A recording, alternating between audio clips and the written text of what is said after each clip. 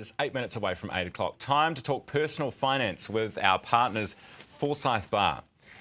Another cut to the card on the cards today for the OCR, which will translate to that savings nest egg with your bank accruing less interest every month. Of course, it's good if you've got a mortgage, but not so good if you've got a term deposit. Here to explain why you might want to ditch that is term deposit. This is going so well. Do you know what it is? Mark Richardson's here and he distracted me. He is here from Forsyth Bar, Associate Advisor, a very familiar face to talk about exactly what we should be doing with our term deposits. Mark, good morning. Yeah, morning, Ryan. Sorry about that, mate. Yeah, well. Old habits. Old habits. Yeah. We get chatting. How are you? Yeah, good. Yeah, nice to see you. Yeah, you too. What's the job? What are you doing? Investment advisor at Forsyth Bar nowadays. So always had an interest in this sort of thing. When I was playing cricket, I had a decent share portfolio with Forsyth Bar. Actually, my advisor's still there. I've just taken control of it, though. I've taken it off him. You take the reins. Yeah. No, I do remember you always offering financial advice and always quizzing people when we'd have people on the show. This is the AM show. You'd always ask them about their personal finances, which I always thought was a little odd. Yeah, Nosy Parker. Yeah.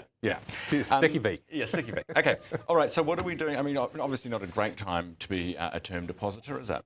No, I think one thing you have to be aware of is sort of how term deposits work. And yes, if you're, and there's a lot of people rolling off term deposits at the moment, they might be on 5.5% sort of percent, which they got a few years ago when interest rates were high. But you've got to actually also realise why were interest rates high? Well, we're in a high inflationary environment. So when you actually look, you might be getting your 5%, but inflation's at 4%, you're paying tax on every single interest payment, so your real return's quite low.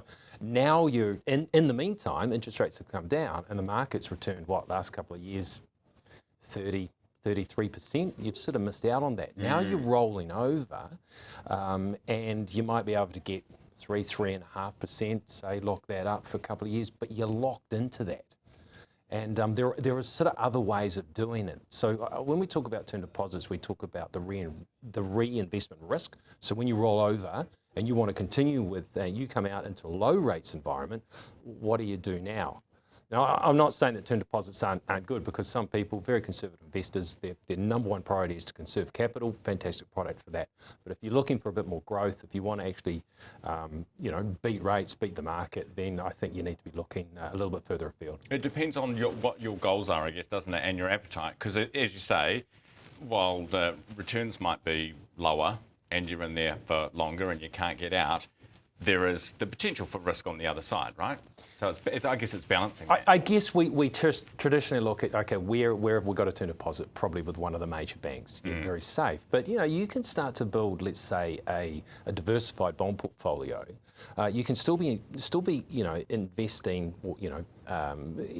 giving your money, buying a bond from a bank. That might just sit slightly lower in the capital stack, what we call the capital stack. So the order in which you get your money paid back, should anything happen, than what maybe a term deposit is, but still very, very safe.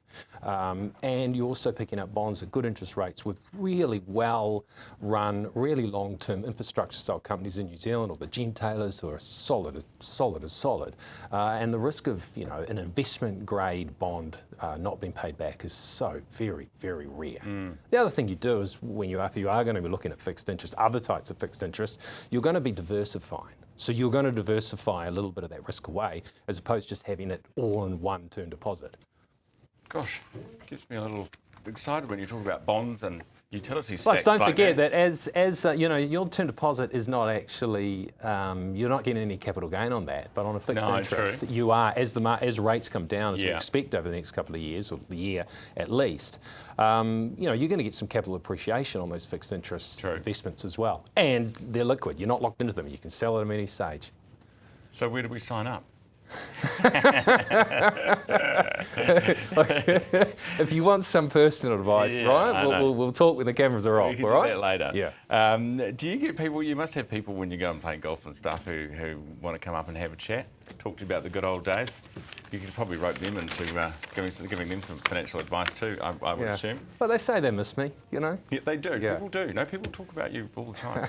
Well, they miss us, right? Yeah, that's right. Hey, you can't, and just so that we're clear, we're not here, you can't come on here and sort of give personal, direct financial advice to people, right? That's not what we're doing here. It's more general advice. Yeah, obviously when it comes to giving advice, that advice needs to be tailored to the individual. Yes. So to say, you know, well, maybe I'm not saying to you, get out of term deposits, because they might be the perfect product for you and your risk profile. You know, you obviously want to assess someone's situation, their holistic situation, what their goals are, what their timeframes are, and basically how well they sleep at night if things go up and down. Yeah. Hey, good to see you, Mark. See you next week. That is thanks to our partners, Forsyth Bar, Associate Advisor Mark Richardson.